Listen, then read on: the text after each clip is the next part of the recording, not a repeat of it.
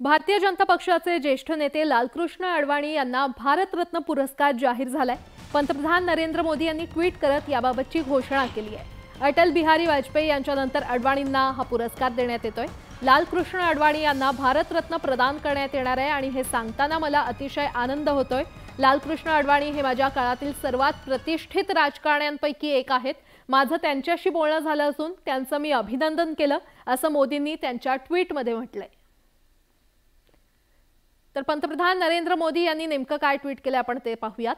लालकृष्ण अडवाणी यांना भारतरत्न पुरस्कार प्रदान करण्यात येणार आहे। मी अडवाणींशी फोनवर बोललो आणि हा सन्मान मिळाल्याबद्दल त्यांचं अभिनंदन केलं।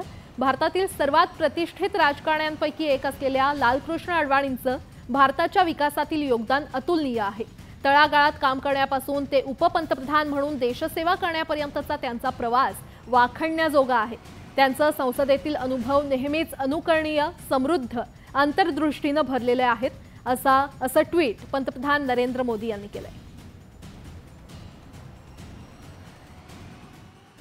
त्यांचं जीवन एक भारतीय जनता पक्षाचे नेते म्हणून, संसदेचे सभासद म्हणून, केंद्रीय मंत्री म्हणून हे निश्चितच एक आदर्श असं भारताचं जीवन होतं आणि त्यामुळे त्यांची निवड जी झाली थोडा उशीर झाला, पण ती योग्य निवड आहे आणि त्यांच्या कुटुंबियांचं मी अभिनंदन करतो।